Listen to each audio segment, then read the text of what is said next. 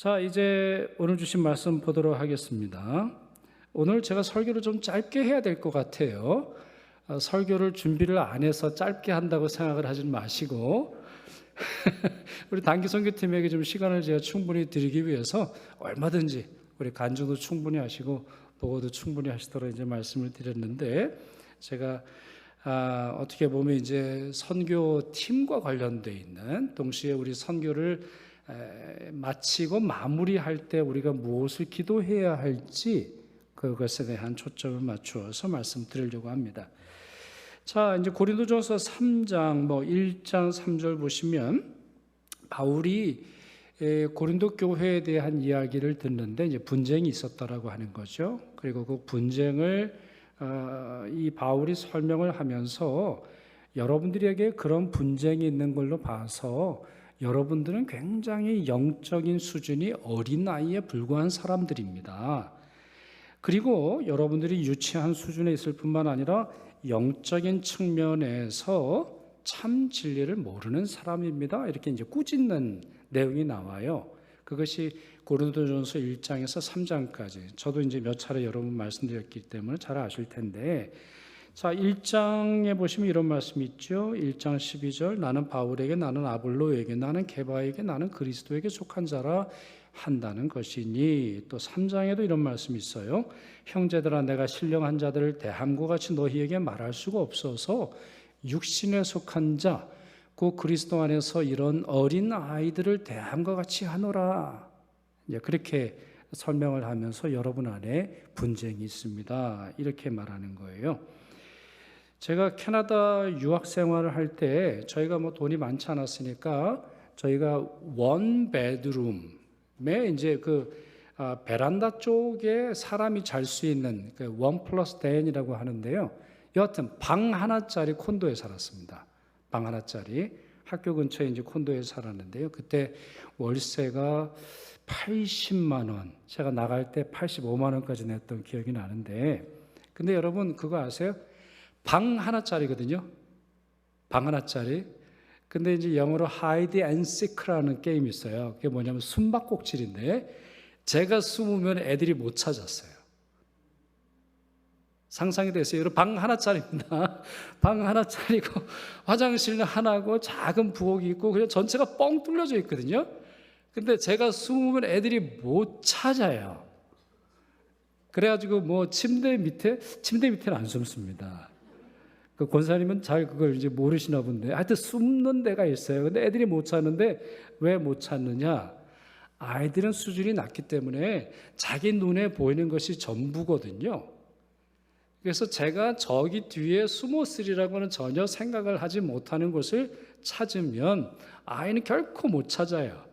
그래가지고 막 거짓말을 하죠. 나중에 아빠 어디 숨었어? 이러면은 아빠가 천정에 있었어. 벽 이렇게 사이에 틈에 들어갔어. 이러면 애들이 우와, 그렇게 이제 애들이 생각을 이제 하는 거죠. 다 이런 얘기가 무슨 얘기예요? 되게 유치한, 영적으로나 아니면은 사회적으로나 아니면 지식에 있어서나 어린아이의 단계에 있을 때는 더 깊은 것을 못 본단 말이죠. 그러면 고린도 교회 교인들이 못 보는 건 뭐예요?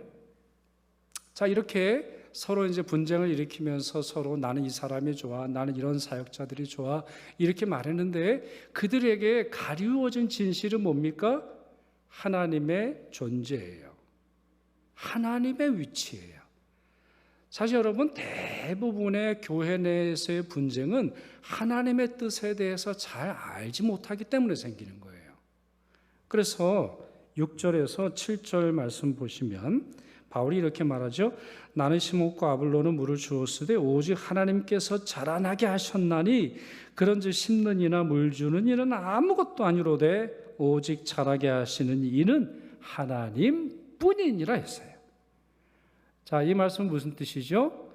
상대적인 가치만 보는 유아적인 수준을 벗어버리고 절대적 하나님을 바라보십시오.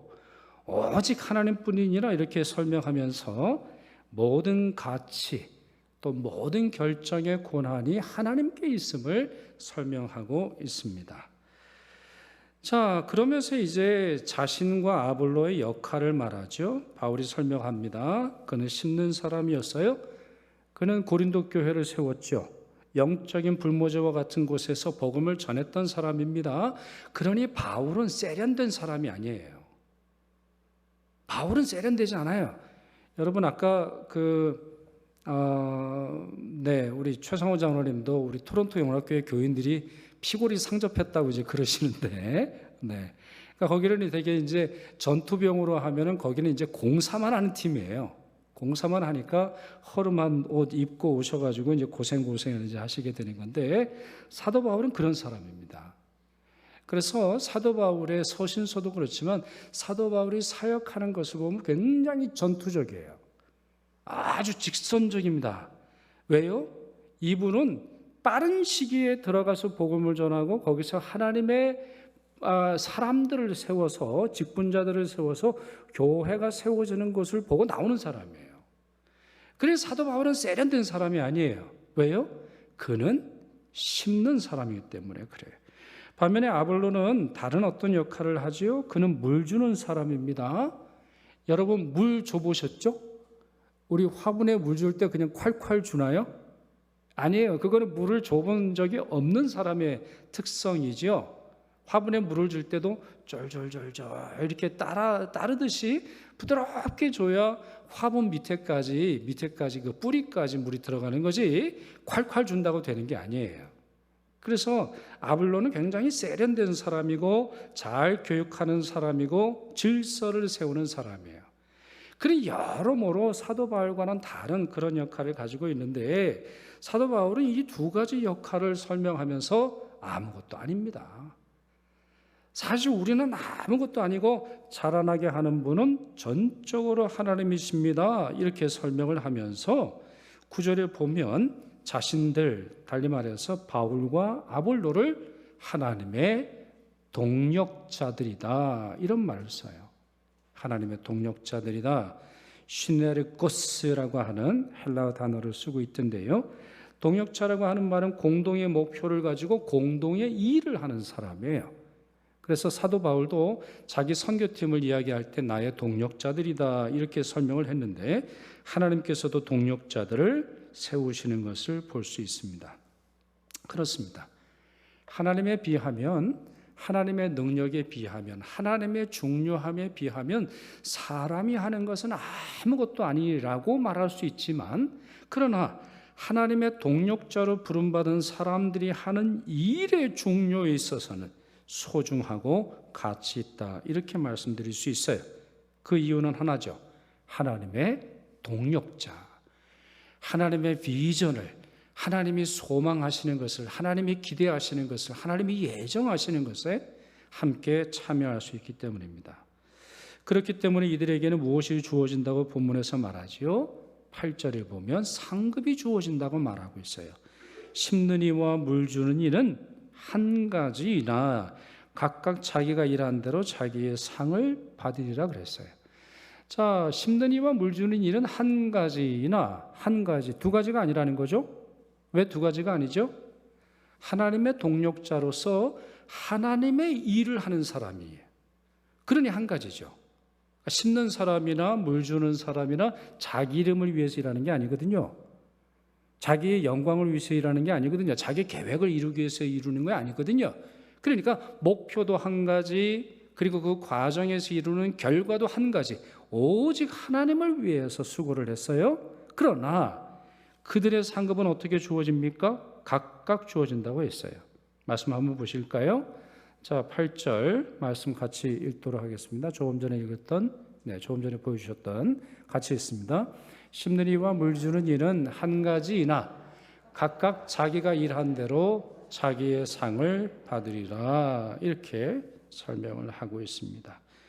역대하 15장 7절 또 이사야 41장 10절을 보시면 모든 행동에는 상급이 주어지는 것을 우리가 알 수 있는데요.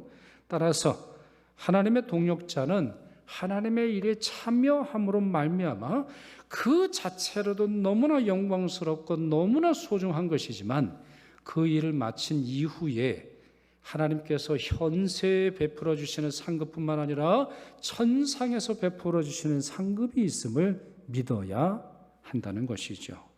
따라서 사도 바울은 이렇게 설명을 하는 걸로 보입니다. 우리 교인들 간에 서로 분쟁이 있고 나눔이 있지만 사실 그와 같은 것은 사역자들이 좋아하는 것이 아닙니다. 사역자들은 하나님의 동력자로 부름을 받았기에 자기가 한 일에 대한 상급이 하나님께 주어진다는 것을 믿고 있기에 여러분은 싸우지 마시고 여러분은 각자에게 맡겨주신 사명을 잘 이루시면 좋겠습니다. 이렇게 설명하고 있는 것이죠. 여러분, 단기 선교라고 하는 말을 써요. 이 말은 맞기도 하고 틀리기도 해요. 단기 선교라고 하는 것은 지금 아까 4박 6일이라고 그러셨잖아요. 왜 4박 6일이죠? 왜 4박 6일에 이제 하루는 비행기에서 주무셨기 때문이에요. 어떤 경우에 있어서는 3박 6일 이렇게 되기도 해요. 저도 예전에 선교를 다닐 때 보면 밤새 가고 그 다음에 또 밤새 달려가지고 마을에서 며칠 사역하고 돌아올 때가 참 많이 있어요. 그렇게 하는데 직장 생활을 하시다 보니까 길어야 한 일주일, 아주 길면 이제 2주일 정도 되는 것이죠. 기간으로 보면 단기예요. 그러나 모든 선교는 단기, 장기로 나눌 수 없어요. 왜 그럴까요? 하나님의 동력자로 부르심을 받은 것인데 하나님은 이미 원대한 계획을 가지시고 그 교회를 통해서 아니면 선교사를 통해서 그 사역을 통해서 이미 일하고 계시기 때문이에요. 그래서 어떻게 보면 이렇게 말씀드릴 수 있어요. 나는 단기간 참여하지만 하나님의 긴 선교의 역사 속에 참여하게 되는 것이죠. 단기 선교는 여러 사람들의 수고를 통해서 이루어집니다. 물 주는 자가 있고 심는 자가 있어요. 선교사의 역할도 그렇고 단기 선교팀의 역할도 그렇고 단기 선교팀을 후원하는 분들도 그래요. 어떤 분은 물 주는 분, 어떤 분은 심는 분, 다양하죠. 누구는 심고 누구는 물을 줘야 하는데 모두 필요한 사역이에요. 어떤 경우에 있어서는 여러분, 우리가 물을 주고 우리가 심지만 우리가 거두지 못하는 것도 많이 있어요. 실제로 대부분의 선교 사역은 그래요. 우리가 뿌리고 바로 거두는 게 아니에요. 특히나 저희 교회에서 하는 중요한 선교적 전략은 교육에 대한 전략이에요. 여러분, 교육은 백년대계라 그러잖아요. 백년대계. 그러니까 뿌리면 한 세대뿐만 아니라 그 다음 세대까지 열매를 볼 수 있는 굉장히 원대한 사역이에요. 그러니 어떻게 보면 우리 캄보디아 사역 같은 경우는 이미 누군가가 심은 거예요. 이미 그 땅을 선정하시고 거기에 학교를 세우시고 선교사를 보내시고 이제 2대 선교사를 보내셔서 그동안 저희들의 미비한 점도 정리를 하면서 새롭게 나아가고 있는 거예요. 그러니까 이런 장대한 계획 속에서 있는 사역임을 우리가 기억을 하고 과연 나는 지금 무엇을 해야 할까? 그렇게 기대하면서 기도하는 것이 굉장히 중요합니다. 이번 단기 선교팀 여러분 수고 참 많이 하셨습니다. 여러분 사역 중에 어떤 것은 심는 사역이 있고 어떤 것은 물 주는 사역이 있었죠. 올해는 다른 교회와 협력해서 서로 격려하고 서로 배우고 공동으로 사역했다라고 하는 점에서 매우 뜻깊다고 생각을 합니다. 사실 모름지기 선교는 그렇게 돼야 됩니다. 제가 단기 선교팀을 인솔할 때 그냥 우리 선교사만, 우리 지역만, 우리가 관심을 두는 지역만 오국하고 오기에는 참 너무 아까워요. 왜냐하면 그 주변을 둘러보면 선교팀을 요구하는 그런 지역도 참 많이 있기 때문이죠. 바울에게는 아볼로가 필요했고 아볼로에게는 바울이 필요했어요. 혼자 다 못하는 거예요. 선교라고 하는 것은 혼자 다 할 생각하지 말고 함께 협력함으로 말미암아 서로 하나님의 동력자가 되어서 하나님의 원대한 꿈을 이루는 것이 정말 필요합니다. 캄보디아 선교는 굉장히 중요합니다. 왜냐하면 인근의 대부분의 나라가 선교가 막혔기 때문이에요. 중국 선교 막혔습니다. 중국의 상당수 선교사가 추방이 됐어요.